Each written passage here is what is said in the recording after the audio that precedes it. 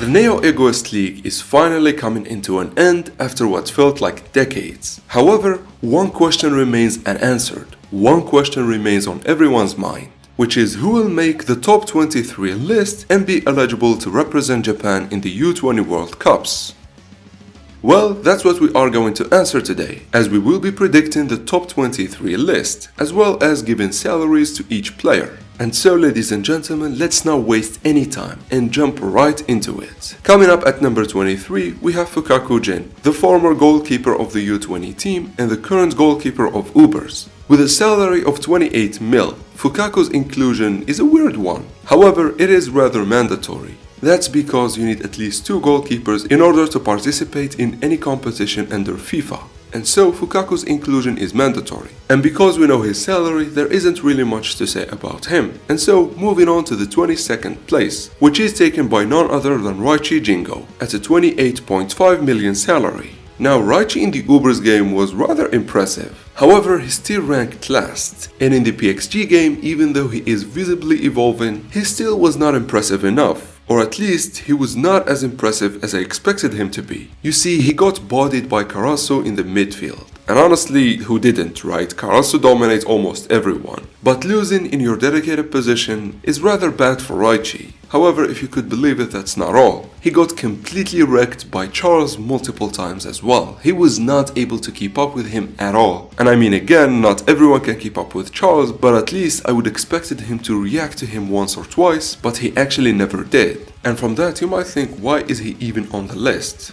Well, simply because there aren't really better players, which is something I will explain in a minute. As for now, for the 21st place we have Zantetsu, with a 30 million bid. Now, Zantetsu's case is rather weird. At the beginning, he was not that impressive. However, as the game evolved, and as the level of the plays increased, Zantetsu's talent really showed, and his speed really proved to be crucial to PXG's success. First of all, he clashed with Kunigami, completely freeing up Shido, which I know he did not score, but honestly, if Rin wasn't there, he would have done easily. Then there were instances where he was able to defend 3 times in one attack by constantly relying on his speed to go back on defense, and that's actually rather impressive. But also, much like Raichi, I think he is at this spot because there isn't really a better player. Sure, we have Nanase and Tokimitsu, but let's be honest, Tokimitsu played like ass in this game. His only feat is fouling Noah, which if Loki was not on the field, Kaiser would have scored that chance and ended PXG, and so that feat really is nothing. And other than that, he did nothing, like absolutely nothing, and so he does not deserve to be on this list whatsoever. Then there is the case of Nanase, who actually seemed to have done few things. Keyword is seem. You see, he shadowed Rin, and he gave him opportunities. However, none of them came to fruition. In fact, every time he gave a decisive pass to Rin, they lost it. Of course, this excludes the first pass he gave Rin, which did not translate into a goal thanks to Hiyori. And even at shadowing Rin and giving him options, he failed, because in the time that Rin scored, it was Charles who gave the decisive pass. And even excluding this one, in the most threatening PXG chances, it was always Charles, and Nanase really did nothing. And so, as I said, I don't think he deserves to be on this list, given his position to Raichi and Zantetsu. But with that out of the way, at number 20 we have Kiora with a 32 million salary. Now Kiora have the impressive feat of actually delivering a decisive pass to Kaiser, who scored an amazing goal, and so this alone really takes Kiora's numbers really high.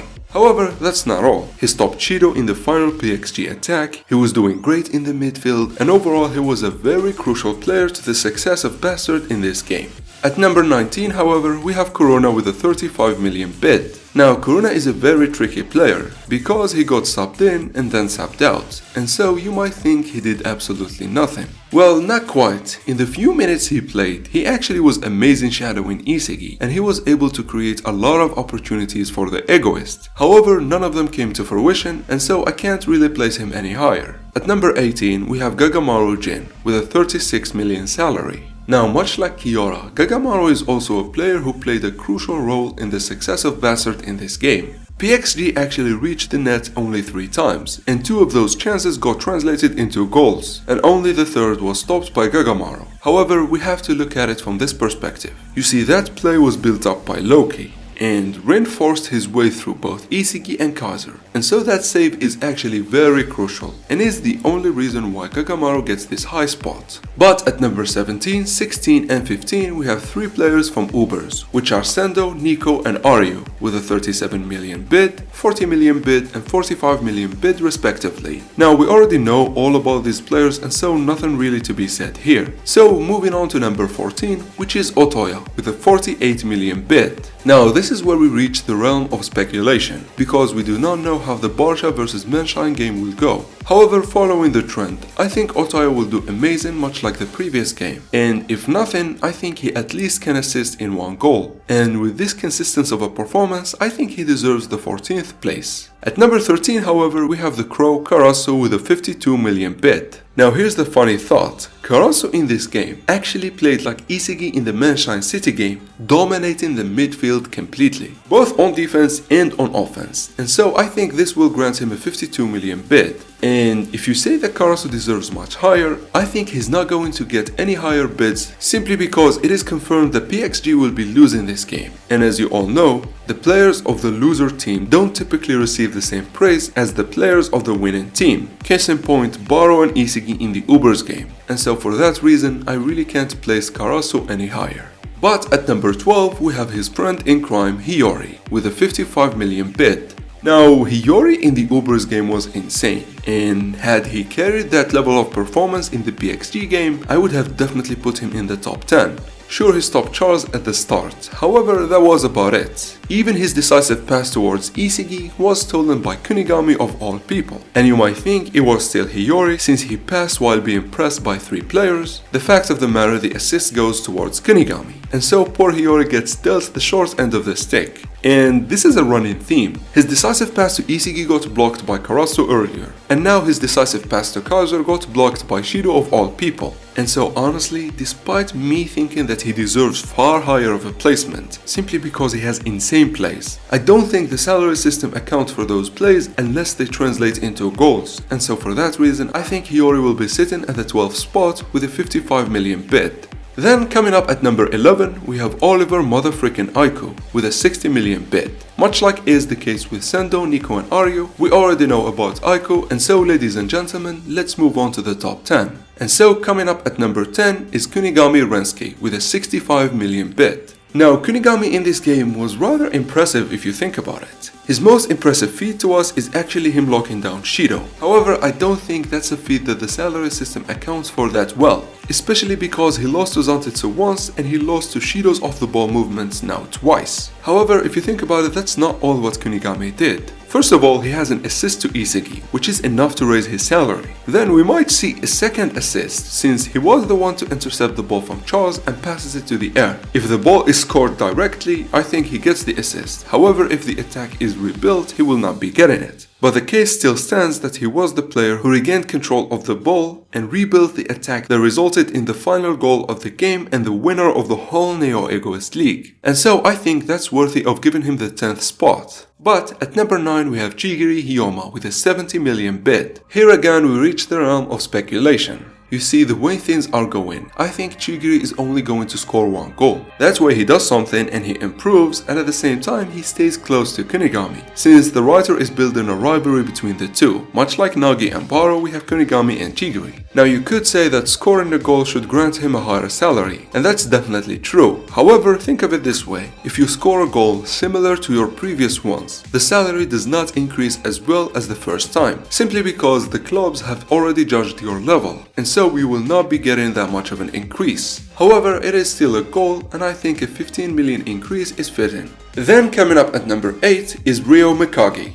Now here we are going really deep in the realm of speculation. You see, I said Chigiri will be scoring 1 goal. However, I think Nagi will be scoring 2 goals, and I think Ryo will assist him in both. And as you all know from that first game, because Ryo was such a dominant player, through a simple assist, a singular assist, he was able to get a 40 million bid. And so I think if he gets 2 assists, he will get this high. And I know you might be thinking that the clubs has lost trust in Ryo. However, if there is one thing I love, is a redemption arc. and I think this will be a redemption arc for both Ryo and Nagi. And for that reason, I'm giving him the 8th spot with a 70 million bid, much like Chigiri. At number 7, however, we have Yukimiya Kenny with a 75 million bid, almost doubling his previous salary. And that's because, again, I am going to speculate that Yuki will be the one to score the final goal. You see, this might seem far-fetched to a lot of you guys, and a lot of you might want Isagi to score the final goal for Bastard, since he was the player who really worked his ass off in this game. However, I have two arguments for this. First, the amount of foreshadowing Yuki has, from Noah relying on him, then him being labeled the messenger of victory, then unlocking the Predator eyes on his own, and finally us seeing him in the corner of the last panel of chapter 292. All of these hints will be for nothing if Yuki is not the one to score.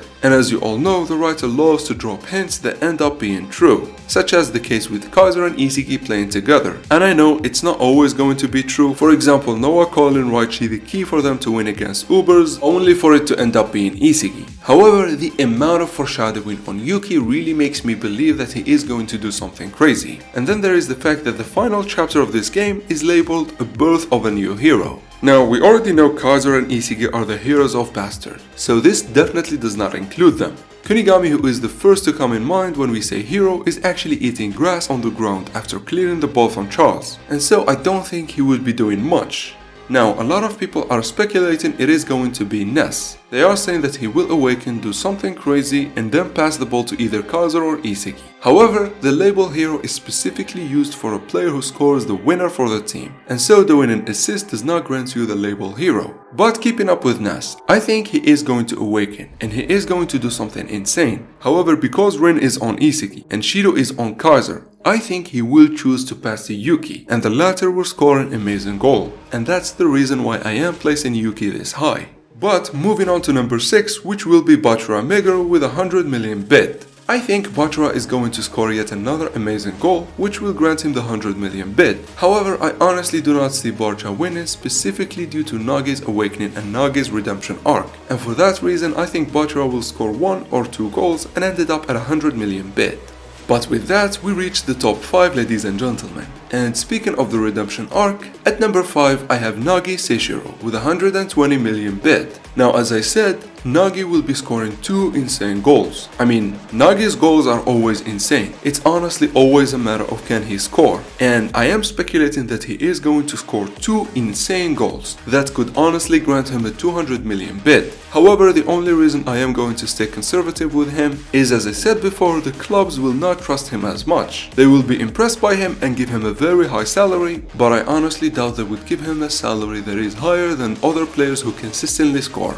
Speaking of which, at number 4 we have Shido Ryusei at 130 million bid. Now, Shido's first goal is honestly insane and really deserving of the dragon, and I know after that he got completely stomped on by Kunigami. However, the latter could not do it for a full game, and he had to be subbed out in order to catch his breath. And even after him coming back, despite him stopping Shido once, the latter ended up slipping twice. And honestly, if Rin wasn't such a toxic player, Shido would have scored one of those chances and would have been the hero of PXG. However, because Rin is such an asshole, he kept Shido from reaching his full potential, and because of that, I think he will cap at 130 million bid. But at number 3 we have Baro Shoei with 150 million bid. Now again, we already know everything about Baro, so we need to move on. However, I gotta say this. The reason I am placing him over Shido is because Shido's performance in the PXG game really does not compare to Baro's in the Ubers game, and so I still think he will remain in the 3rd spot.